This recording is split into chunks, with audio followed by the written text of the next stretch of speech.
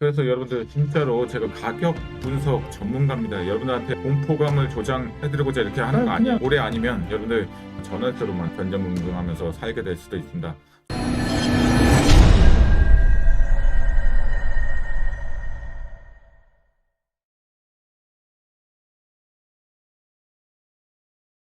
이런 소식을 접했어요. 잔고가 10억 이상 계좌가 10만 구자 이상이고 와, 대략 한 800조 원 정도의 네. 예금이 예치가 되어 있다. 800조. 은행권에 국가 예산을 훌쩍 뛰어넘는 규모가 지금 네. 은행에 대기를 하고 있다는 건데 이게 어떻게 흘러가는 걸까요? 그대로 예치돼 있는 상태로 끝인 걸까요? 아니면 시장으로 뭐 흘러갈까요? 큰 돈이 은행권에 예치가 돼 있다는 것은 네. 단순하게 보면요, 이제 기준금리 자체가 높을 때는 은행에 그렇게 좀 많고요. 기준금리가 좀 낮아지고 예금금리 이런 것들이 낮아지게 되면 아무래도 수익률을 보고 따라가다 보니까 그게 자산으로 흘러가게 됩니다. 예전에 받았던 대출 같은 경우에는 6%대 이렇게 갖고 있는 게 사실이고요. 금리가 2년 전까지만 해도 얼마 안 됐죠. 주담대나 아니면 특히나 신용대출을 받게 되면 6%대, 7%대. 내려오는 추세잖아요. 네, 그래서 상당히 많이 내려왔다. 쭉쭉 내려가고 있고 한국은행 총재님께서 뭐라고 말씀하셨어요? 경제가 원활하지 않다 보니까 돈의 흐름을 좀 풀어주기 위해서 기준금리를 앞으로 조정하겠다. 이거를 언급을 했습니다. 앞으로 집권을 어디서 할지 모르겠지만 이 부분에는 이견이 없지 않을까 싶어요. 네, 맞아요. 그렇다면 이제 금리가 내려갈 거고 그러면 시장에 돈이 풀릴 수밖에 없는 게 당연한 화폐 시스템인데 네. 당연히 자산 쪽으로 또 유입이 된다고 가정을 한번 해봅시다. 보통 그러면 10억에서 20억 사이가 가장 많을 겁니다. 어디에 사겠습니까? 우리 대한민국 모든 사람들의 꿈과 희망 아닙니까? 강남, 서초, 용산 그렇게 눈높이가 높아지다 보니까 거기밖에 보이지 않아요. 상대적으로 그 정도 자본을 갖고 있는 분들은 대기 수요가 최상금지로 아마 그런 아파트를 사게 될 겁니다. 그냥 대략 평균 20억. 최소 미니멈 15억 정도 되고요. 비싸면 25억, 그러니까 20억 전후로 보겠습니다. 그러면은 갭이 한 10억 정도 들어가게 되는 거죠. 어쨌든 무난하게 살 수 있는, 샀음에도 불구하고 내 현금의 보유가 어느 정도 남아있고 그 정도의 재산 상태.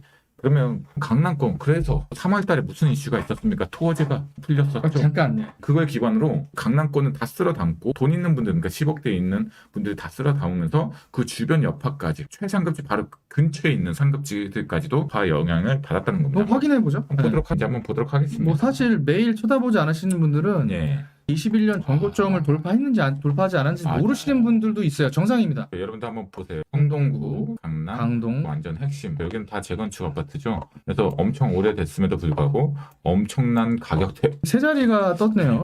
잠깐만요. 가장 저렴한 가격을 눌렀는데 60억입니다. 이때 작년도에 이것도 엄청 비싸다고 했는데요. 진짜로 찍혔습니다. 60억 찍었고요. 거의 2배 가까이. 이게 뭐죠? 이게 뭐예요? 전국점을 뚫어버렸는데요. 60억을 찍어버렸습니다. 단순하게 볼게요. 역삼사이 전고점이 어디쯤이었습니까? 20억에서 19억 사이였던 것 같아요. 2년 상반기 1분기죠. 상반기에 26억. 30%가 상승을 했어요. 이건 뭡니까? 이건 또 21년도. 지금 유망한 한강변이 아니라 강남구 역삼동에 있는 아무 맞아요. 단지나 찍고 있는데 소금 레슬도 한번 보도록 하죠. 가장 비싼 24억 6천. 이제 28억 다 갱신했습니다. 그러면 가장 선망되는 그렇죠. 저기 반포 이동 그쪽. 원베일리 한번 저기는 어떻게 됐을까 볼게요. 수많은 계좌 잔고들이 바로 부동산으로 흘러 들어올지 예상을 하는 그런 관점에서 보면 원베일리 살만하죠. 한 20억 있으면요. 이거는 신축 정고점이라는 게 없는데 이건 얼마입니까? 41억이면 평당 시세가 지금 작은 평수가 1억 6천, 1억 7천인데요. 이게 30평대는요 2억을 찍었거든요.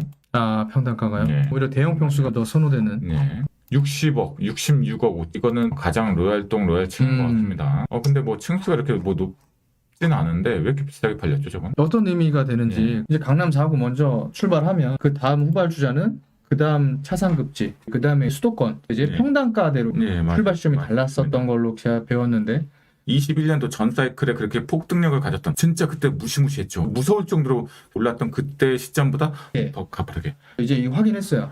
수많은 현금들이 또 금리가 내려감에 따라서 점점 더 몰릴 거란 말이에요. 그럼 당연히 투자 수요는 당연히 따라올 건데 우리는 어떻게 하면 됩니까? 그래서 뭘 준비하면 되는 거죠? 이번 사이클이 마지막이 될 수밖에 없습니다. 마지막. 예, 정말 마지막입니다. 그 마지막에 하시는 거는 시기적인 부분도 있지만 자금적인 부분도 말씀하실 수 있을 것 같아요. 왜냐하면 우리의 일반적인 평균 중위소득을 봤을 때 이제 이런 식으로 점프를 하는 것이 중급지, 수도권까지 그대로 내려온다면 이제는 뭐 감당하기가 예. 지금의 2배로 간다면 광명이 20억이 된다. 예를 들어 봅시다. 예. 그러면 지금 5, 60 대출해서 4, 5%, 뭐 고정금리 운 좋으신 분들은 4% 낸다고 쳐볼게요. 그렇게 해도 한 달에 200 내고 있는데 이제 400 내야 된다는 거고 투자금도 2배여야 된다는 거잖아요. 이러면 이제 정말로 마지막이라는 말씀이 체감이 되는 네. 것 같아요. 뭐 사업하시는 분들은 뭐 경우에 따라 다르겠습니다만은 일반적인 사람들, 열심히 노력하시는 분들, 내 집 마련을 위해서 저축 열심히 하시는 맞벌이 부부 기준으로 봤을 때 400 이상의 4, 500 정도의 원리금이 감당되는 것이 평이해지는 수준이 올 거다. 어디에?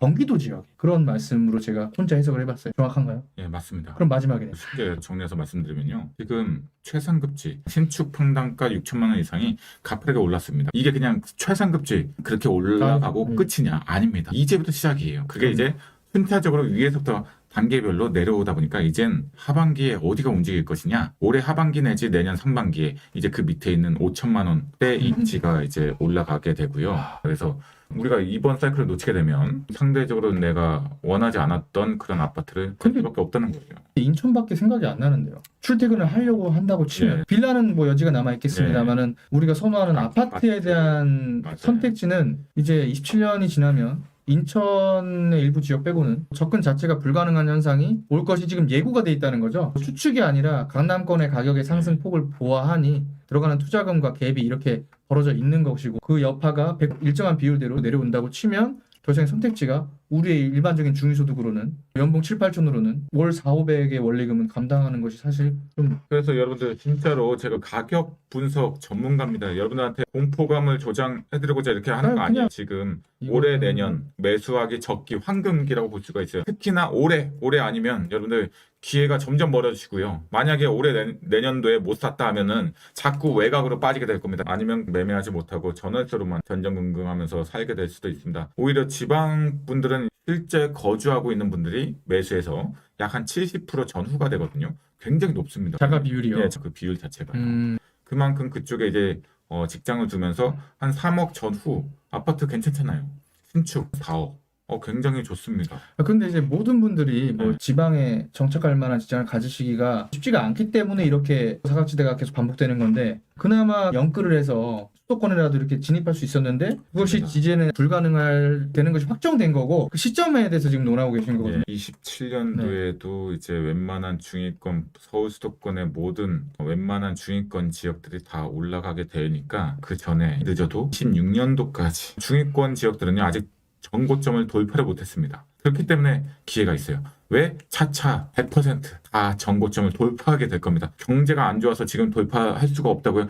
가격 상승할 수 없다고요? 그럼 왜 강남권이 올해 최악인 상황에서 왜 올라갔습니까? 경제가 안 좋았을 때는 22년도에 이미 한번 큰 타격을 입었어요. 경제 때문에 이제 부동산 가격 올라가는 게 제한된다, 끝났다 하는 것은 이미 끝났다고요. 그건 다시 많은 상승력이 동반된 후에 한 5년 뒤에 경제 때문에 한번 또 폭락이 그때 나중에 온다는 겁니다. 이번 사이클 상승장이 아니고 대세 폭주장이 다가오고 있으니까 여러분들 내 집 마련에 성공하셨으면 좋겠습니다. 그때까지 제가 이제 여러분들하고 함께 할 테니까 꼭 이 영상을 통해서 내 집 마련에 성공하시는 분들이 되셨으면 좋겠습니다. 35억이 66억에 판매가 됐다는 걸 보면 상황이 심각한 것 같아요. 제가 만약에 내 집 마련 대기하고 계신 분들이라면 일단은 문자를 주실 것 같아요. 답답해서라도. 저도 이제 5억대 갖고 있는 분들 또 컨설팅 해드리러 여기저기 성동구랑 또 신도림 이런 지역들 투자를 하러 다니고 있습니다. 강동구도 포함이고요. 그래서 이런 지역도 한번 좋습니다. 자, 직장을 수도권에서 계속 다녀되시는 분들은 조금 서두르셔야 될 것 같습니다. 학식을 떠나서 현상이 보여주는 것 같고요.